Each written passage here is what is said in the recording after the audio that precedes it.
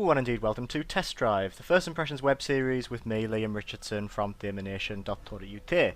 Today we're looking at the multiplayer element of Max Payne 3. I thought I'd give you some footage. I'm going to do it in the same style as my last Max Payne video, which you can see on the screen now. You can go check that out.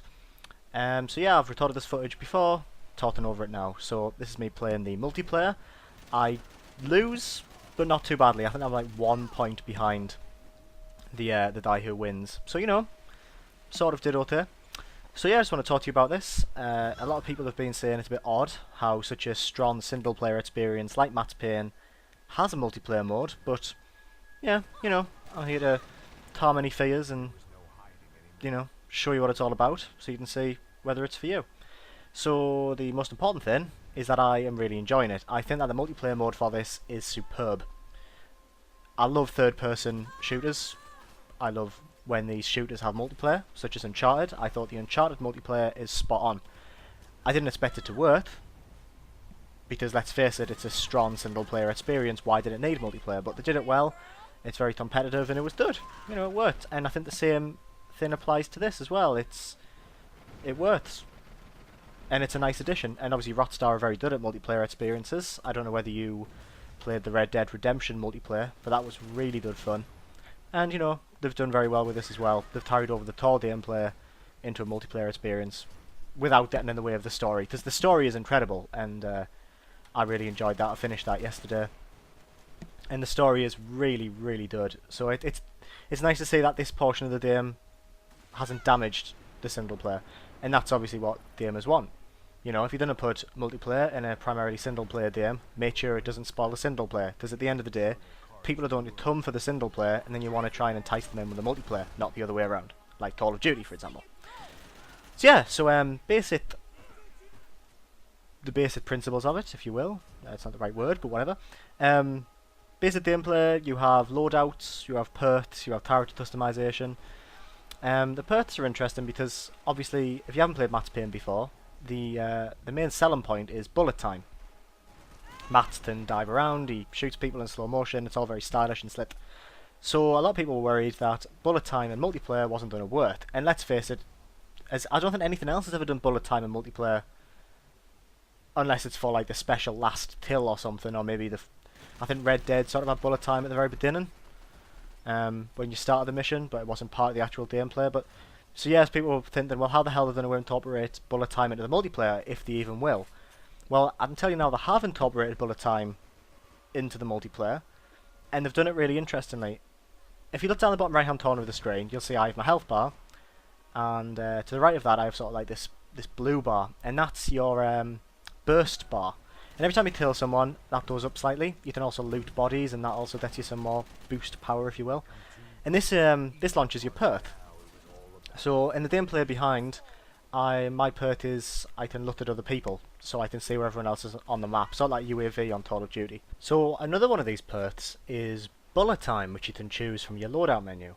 So when you activate that perk, obviously you launch into bullet time, and it only affects the people in your field of view. So you can still be shot at, you know, at a normal speed from behind, but it just slows down the person in front of you, which is quite interesting. And obviously your boost doesn't last that long, so you might only have a couple of seconds to actually shoot someone. And bullet time can also be launched when you dive. The shoot dive is obviously a stable part of the main campaign. So if you dive forward, I think it takes about half your a bracket of your boost bar off. And it's good, you know, it works surprisingly well. It's not even a major part of the multiplayer, it's just a nice little feature that can help you, you know, get a couple more kills in there. And to be honest with you, there's only one perk, which is bullet time. All the rest are more damage. One of them, I think, increases the health on your team. One of them, you know, as the one I've got, it lets just show you where everyone else is on the map.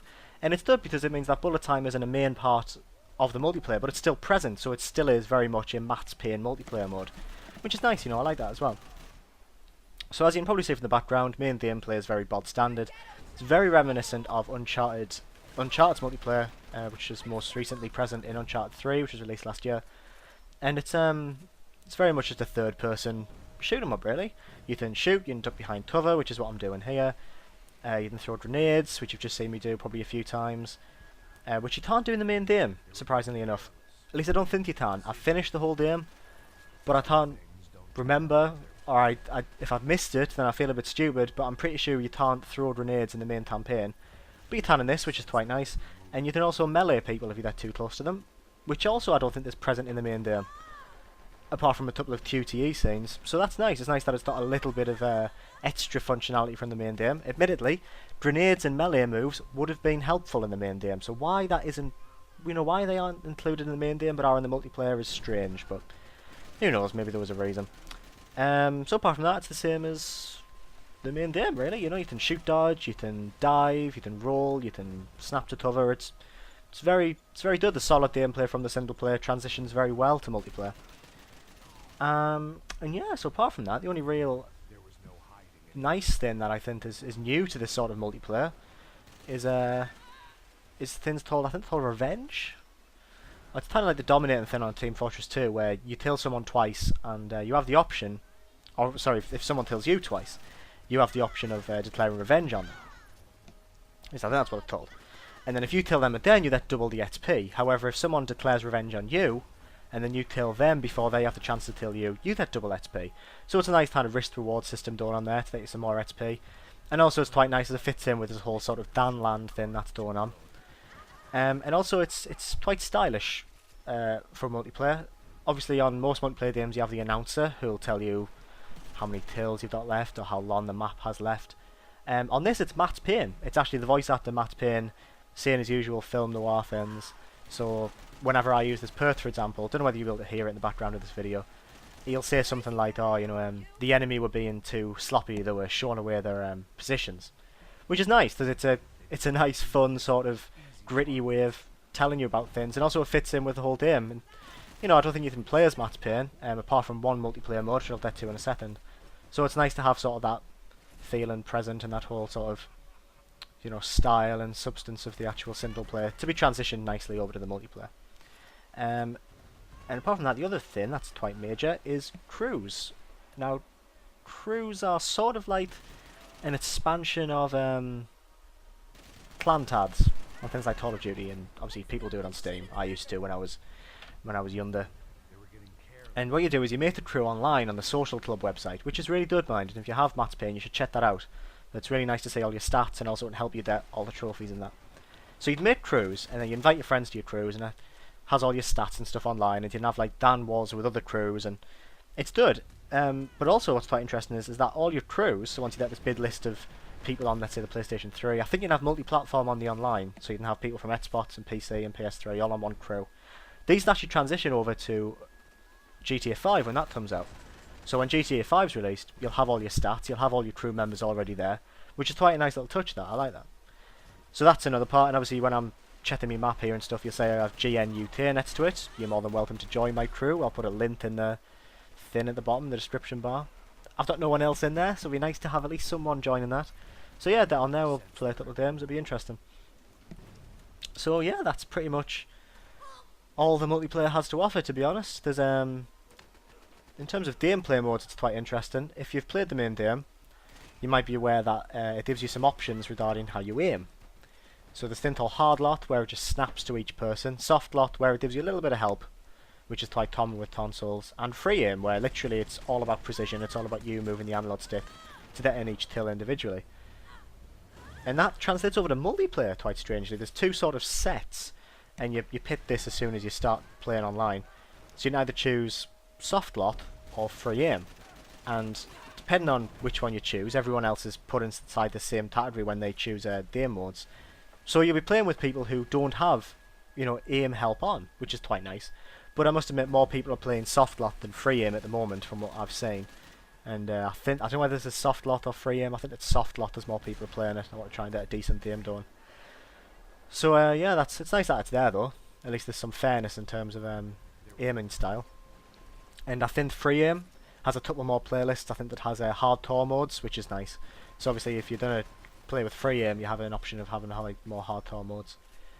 So in terms of game modes, there's your bod standard stuff. There is team deathmatch, capture the flag. I think I'm playing deathmatch here, which is by far the most fun. I love basic deathmatch matches. But there's an interesting one called Painkiller, where one person plays as Max Payne. That one's a nice one. But as I say, apart from that, it's all very bod standard, and it's good because you know what? It innovates slightly It doesn't try anything too dangerous or risky, and it's a good laugh, and you might enjoy it, and it certainly gives you more content to play around with after you finish the main campaign. I mean, the main campaign is like 10 hours long, but this is still, yeah, this is still good fun. So we're finishing up here. As I say, the 37 kills just before the end of it, which is absolutely ridiculous. I probably could have tried a little bit harder and won, but never mind. Top player is not me.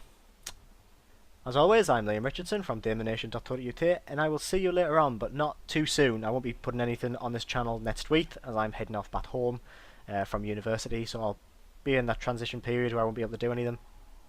But we'll be back soon for E3 coverage, and obviously I'll be updating the website, which you can check out over at daemonnation.co.uk. Well, thanks guys, and I will see you next time.